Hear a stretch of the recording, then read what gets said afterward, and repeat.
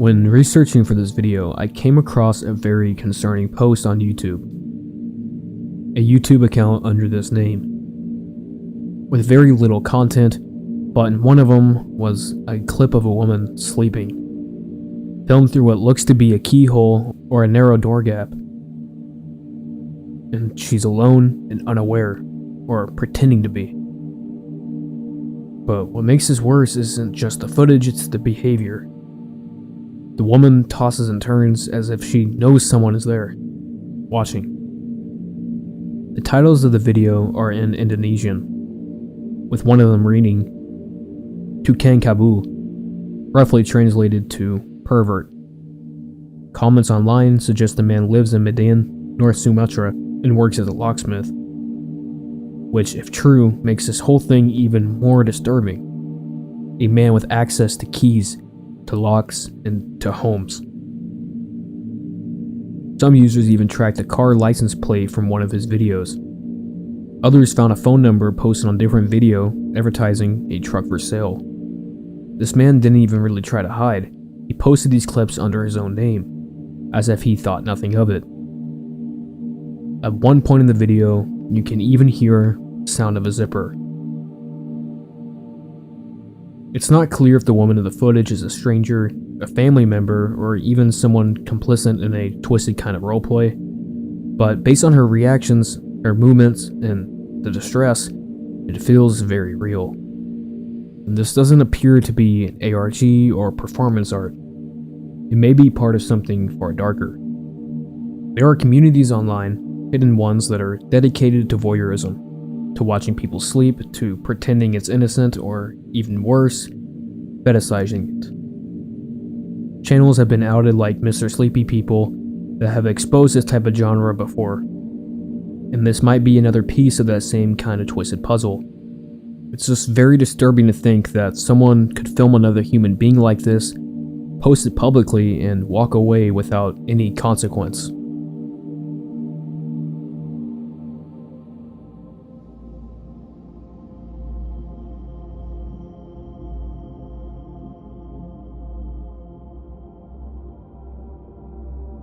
On April 16, 2017, a 74-year-old grandfather named Robert Godwin Sr.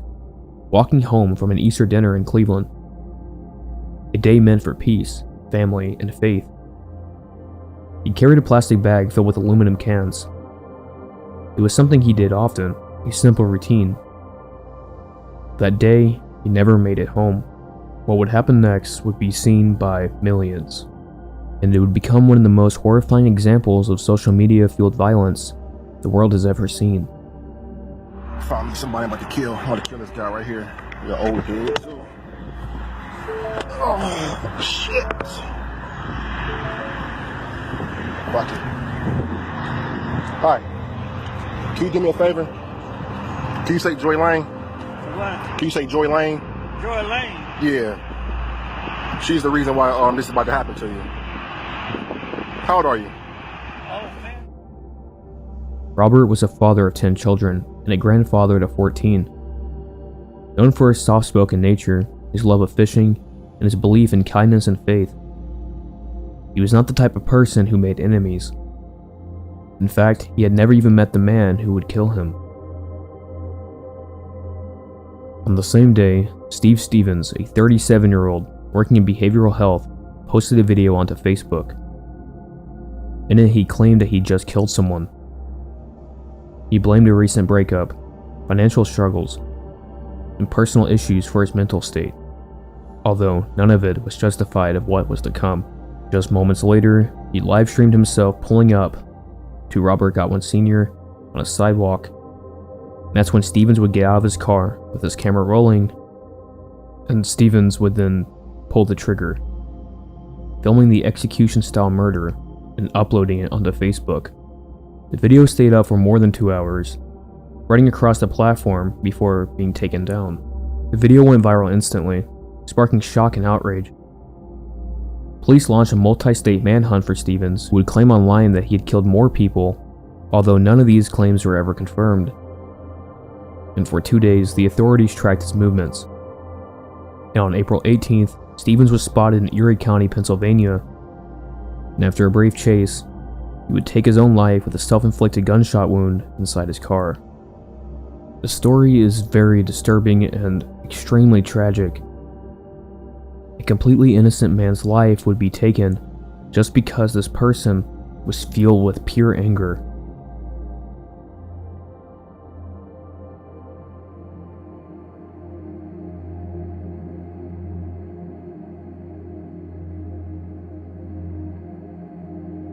It started with a balloon.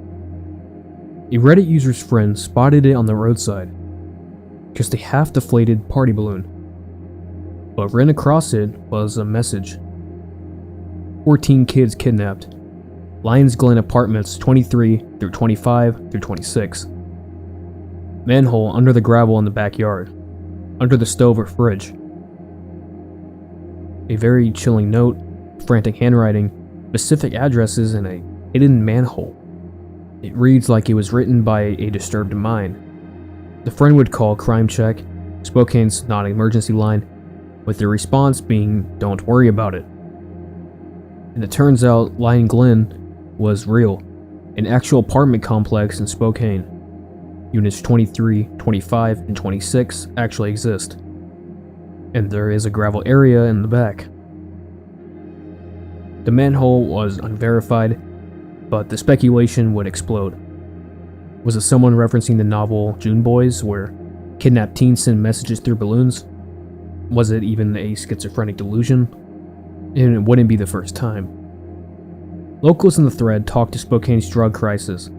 Stories of notes left on windshields, of strangers yelling about underground bunkers filled with dead children, and bizarre ramblings that mirror this balloon almost too closely.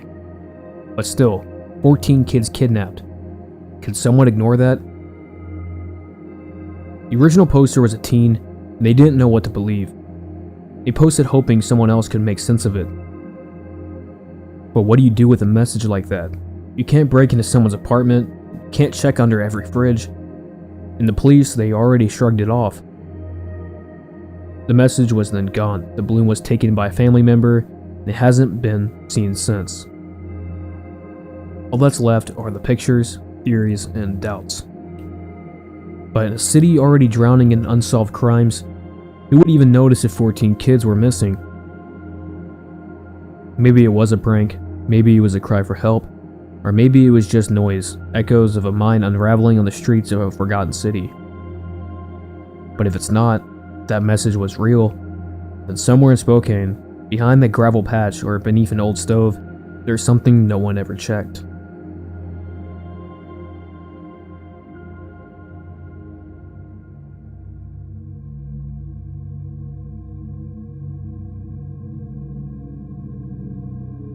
On September 9th, 2004, a YouTube channel called Prophecy 5 was created. At first, it was completely inactive, with no banner, no description, and no uploads. It was just an empty shell of an account. But then on November 11th, something changed. A video appeared with no title, but with 3 dashes. The description was equally cryptic, as a string of dashes itself. The numbers 1 and 2, and at the very bottom, a set of GPS coordinates. Typing those into Google Maps would bring you to Glenwood Springs, Colorado, a remote mountain town known for its hot springs. The video itself would last 33 seconds.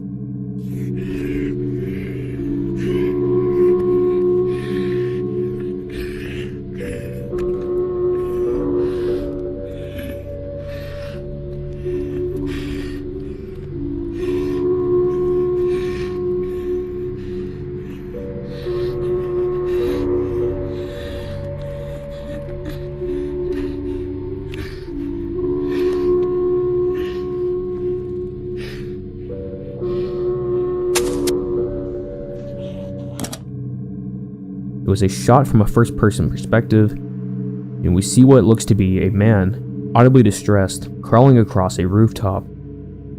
He tries to film the street below, but just as the camera pans down, something, or someone, darts across the screen, and then it cuts to black.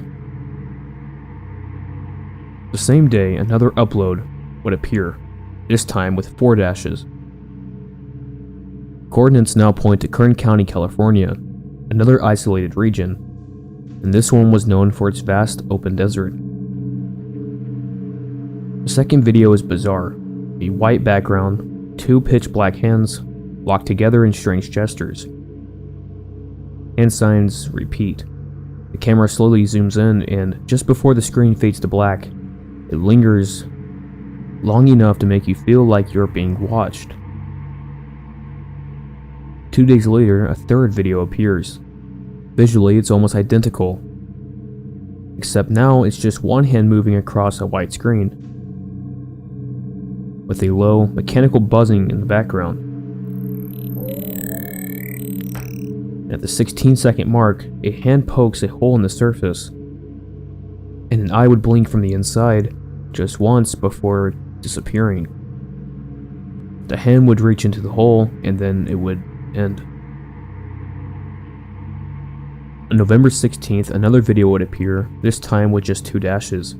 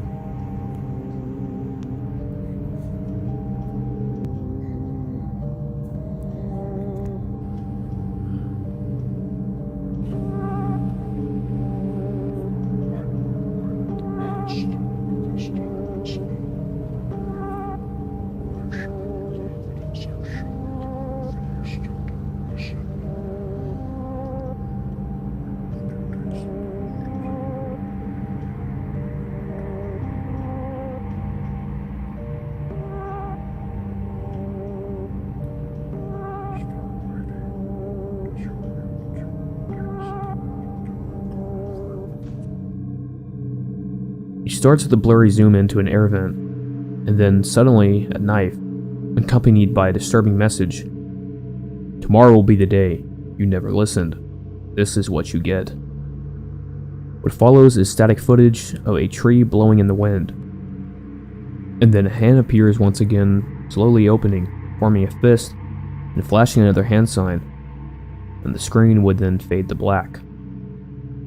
There would be silence until November 27th, with the 5th and most recent upload, this time with a single dash, with its description just 2 words being killed and hidden. The video opens with someone holding a flashlight, walking into a dark room. The text appearing, "I did it. I told you I would." At the end of the room lies what looks to be a body beside a camera, with the word "haha" flashing on screen. The camera is picked up and one final message would appear. Hiding and running and hiding. And then the number 5. As of now, Prophecy 5 only contains these 5 videos. Some viewers believe that this is the work of an actual serial killer, using these videos to document or hint at real crimes. The coordinates, they argue, are locations of buried bodies or abandoned evidence. Others think it's an ARG that is starting to craft a narrative designed to disturb and draw you deeper. But whatever it is, it doesn't make the content any less disturbing.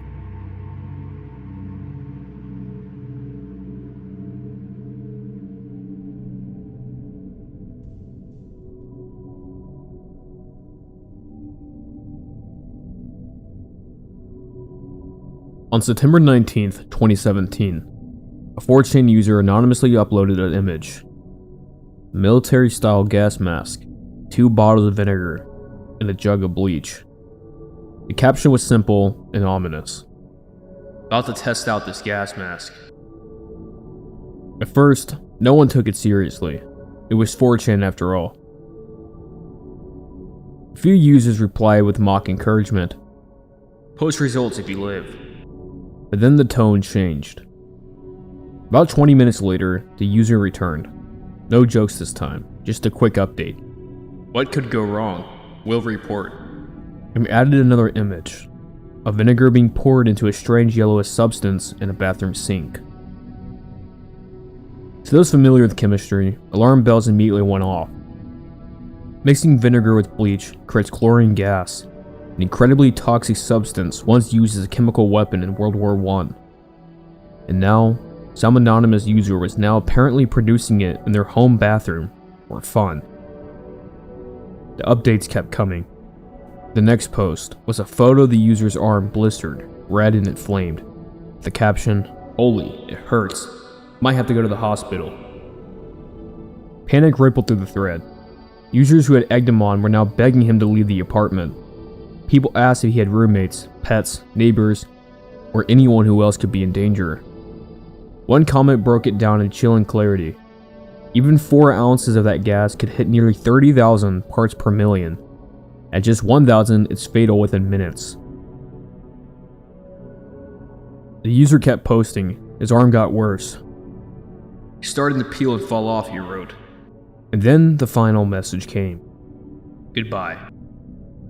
Just like that, nothing. No follow-up, no more updates. The thread went cold. So what happened to him? There were no news articles, no reports of chemical-related deaths in the area, and no confirmed evidence of any hospitalizations. Some speculated he died. Others thought it was a hoax. A few users even pointed out the injuries looked suspiciously like exfoliating gel, something that peels like dead skin, but it's completely harmless. They questioned why someone in so much pain would take the time to pose and photograph each stage of their injury. Why didn't he leave the bathroom immediately? Why stay in a confined space filled with toxic gas just to post on an image board? Maybe it was an elaborate troll. Maybe he wanted to see how far people would follow the chaos. Or maybe he really was just a guy who didn't understand the chemicals he was playing with. And to this day, there's been no closure, no identity, and no proof one way or the other. The gas mask incident remains one of 4chan's most disturbing and ambiguous threads. And the scariest part, it all started with things you could buy at any grocery store.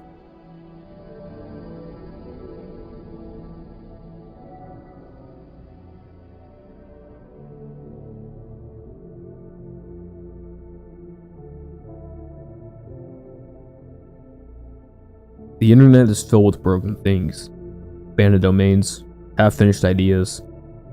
But every now and then, you stumble across something that feels different. Something that doesn't look just broken, it looks like it was made that way. And that's what happened when someone seemingly checked a harmless domain name, real.ly. They weren't expecting much, just checking if it was registered. What they found instead was a digital whisper. "Welcome, clever people." Clicking any of the flags on the page reveals a translated message, vague, poetic, and sometimes broken. "The happiest slaves are the bitterest enemies of liberty. Even the wish of a small ant is enough for the sky. With a lie, you go through the whole world, but not back." No context, no navigation, no author. Just a bar at the bottom that reads, "Clever people will follow your soul." And the strange image on the homepage was a file titled nogenfood_2abbq.png. A name that means nothing, yet links the site to something even stranger. Because when the image is reverse searched, it leads to a second domain, world.to. And that page is nearly identical. Same layout, same cryptic structure, with slightly different quotes. These sites seem to be a part of a cluster of domains, all with similar design and messaging. Clever.to, glow.to, story.to, and cheap.to. Each one had the same vibe. Minimalist layout, awkward quotes translated into multiple languages, and that same theme of clever people being welcomed or watched. Some quotes seem spiritual, others feel somewhat political. And almost all of them read like they were written in another language and passed through a bad translator. Some of the translations, especially in English, feel just wrong. One quote even reads, "The happy slaves are the bitterest enemies of liberty." That line is from a German-speaking novelist. It's been twisted across languages, misread, and possibly misused. Users uncovered that many of these domains are tied to the same owner, believed to be a man in Austria. Some domains are listed on Cedo, a site for buying and selling URLs, which leads to one theory. These might just be domain parking pages, left up to appear active while waiting for someone to buy them. But if this is true, why this effort? Why the translations and why the quotes? Even the browser tab says something else. Clever.tm, a domain that doesn't seem to exist anymore. And if you search that image, you're led to a Polish file sharing website where it's buried inside a random German presentation folder. No explanation, no connection, and just another loose thread in the maze. So what is this?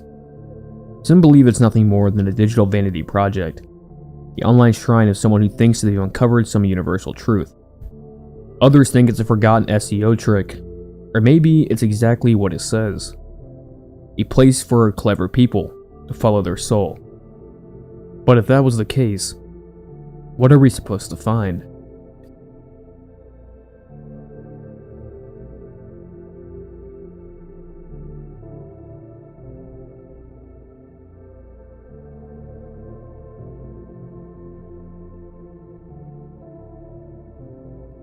On August 20th, 2015, a 4chan user made a post that seemed like textbook bait. Okay, today's the day. I'm going to walk into a bank at 3 p.m. with sunglasses, a hat, a sweater, a BB gun, and this note. I'll get out, dump the sweater and BB gun, ride out on my bike, back to the hotel.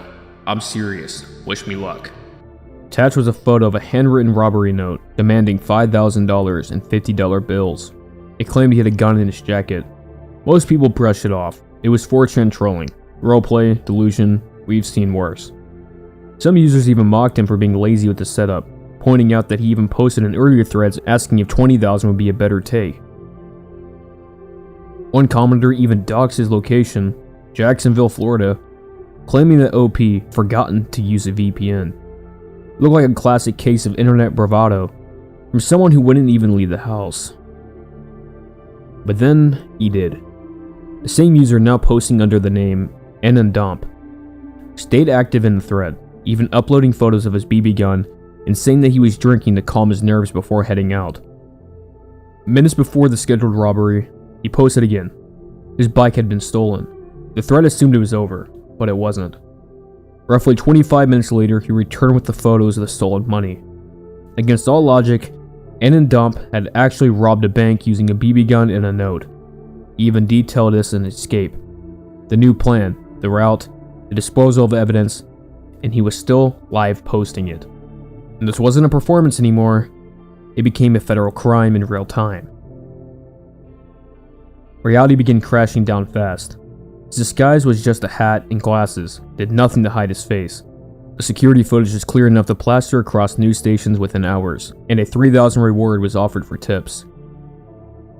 Now a fugitive, Anandump began unraveling publicly in the same thread where he once gloated. Hey guys, guy who just robbed a bank here. My face is on the news. I'm scared. Robbing a bank wasn't worth it at all. I have like $4,800 left. I'm scared of leaving the hotel. I want to get out of here. But someone may see me. I'm trapped. And he was right to be scared. Police wasn't just looking for a thief, they were hunting someone who they believed to be armed. And while the gun was fake, officers didn't know that. One wrong move, and he could have ended up dead. But still, he kept posting. Updates trickled in from his hotel room as he debated his next move.